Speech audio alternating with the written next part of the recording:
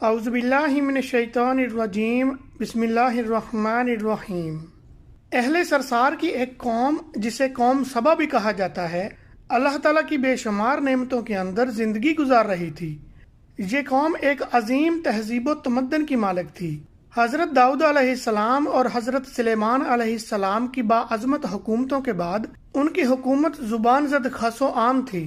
کہا جاتا ہے کہ یہ لوگ گندم کے مغز سے آٹا پیس کر روٹیاں پکایا کرتے تھے، لیکن اس کے برعکس وہ اس قدر اسراف کرنے والے اور ناشکرے تھے کہ انہی روٹیوں کے ساتھ بچوں کا پخانہ صاف کرتے تھے۔ بعد از ان آلودہ روٹیوں کو اکٹھا کرنے سے ایک پہاڑ بن گیا تھا۔ پھر ایک صالح شخص نے وہاں سے گزرتے ہوئے ایک عورت کو دیکھا جو روٹی کے ساتھ بچے کے پخانے کے مقام کو صاف کر رہی تھی۔ اس شخص نے عورت سے کہا، تیرے اوپر افسوس، خدا سے ڈر کہیں ایسا نہ ہو کہ خدا تیرے اوپر اپنا غضب ڈائے اور تجھ سے اپنی نعمت چھین لے۔ اس عورت نے جواب میں مذاق اڑایا اور مغرورانہ انداز میں کہا، جاؤ جاؤ، گویا کہ مجھے بھوک سے ڈرا رہے ہو۔ جب تک سرسار جاری ہے مجھے بھوک سے کسی قسم کا کوئی خوف نہیں ہے۔ کوئی زیادہ عرصہ نہیں گزرا تھا کہ اللہ تعالیٰ نے ان لوگوں پر اپنا غضب ڈایا، پانی جو کہ زندگی کی بنیاد ہے ان لوگوں سے چھین لیا۔ یہاں تک کہ قحط نازل ہوا، بات یہاں تک پہنچ گئی کہ ان کی ذخیرہ کی ہوئی تمام غذا ختم ہو گئی۔ آخرکار وہ مجبور ہو گئے کہ انہی آلودہ روٹیوں پر ٹوٹ پڑے جو ان لوگوں نے اکٹھی کر کے پہاڑ کی مانند ڈیر لگایا ہوا تھا، بلکہ وہاں سے روٹی لینے کے لیے صف لگتی تاکہ ہر کوئی وہاں سے اپنے حصے کی روٹی لے سکے۔ کفران، نعمت، قحط اور ان کی بدحالی کے بارے میں متعدد روایات میں موجود ہے۔ سورہ نحل کی آیت نمبر 112 اور 113 میں یوں ارشاد ہوتا ہے، اور اللہ نے اس بستی کی بھی مثال بیان کی ہے جو محفوظ اور مطمئن تھی، اس کا رزق ہر طرف سے باقاعدہ آ رہا تھا، لیکن اس بستی کے رہنے والوں نے اللہ کی نعمتوں کا انکار کیا تو خدا نے انہیں بھوک اور پیاس کا مزہ چکھایا، صرف ان کے ان اعمال کی بنا پر جو وہ انجام دے رہے تھے۔ اور یقیناً ان کے پاس رسول آیا تو ان لوگوں نے ان کو جھٹلایا، تو پھر ان تک عذاب آ پہنچا کہ یہ سب ظلم کرنے والے تھے۔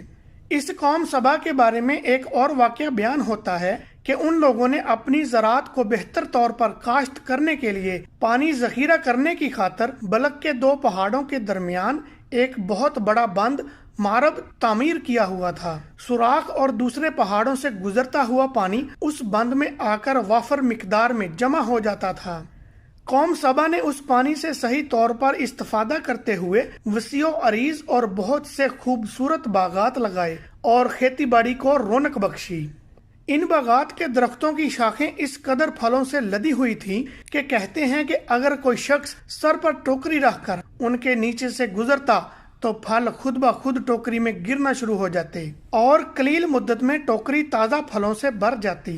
لیکن نعمتوں کی کثرت نے انہیں شکر کرنے کی بجائے سرمست اور غافل کر دیا تھا، یہاں تک کہ ان کے درمیان بہت بڑا طبقاتی نظام وجود میں آ چکا تھا۔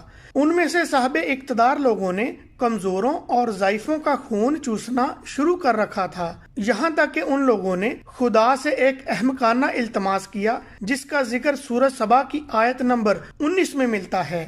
انہوں نے کہا، خدایا ہمارے سفروں کے درمیان فاصلہ زیادہ کر دے۔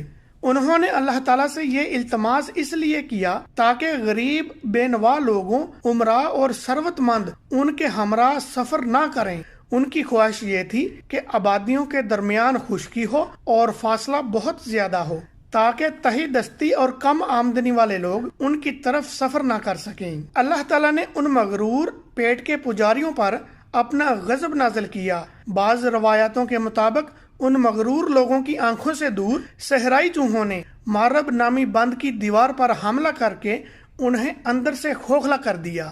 ادھر بارشیں زیادہ ہوئیں جن کی وجہ سے سیلاب آ گیا اور اس بند میں پانی بہت زیادہ اکٹھا ہو گیا۔ اچانک بند کی دیواریں ٹوٹیں، اس سے ایک بہت بڑا سیلاب آیا جس میں تمام دیہات، آبادیاں، مال مویشی، باغات، کھیتیاں، ان کے محل اور گھر پانی میں غرق ہو کر نابود ہو گئے۔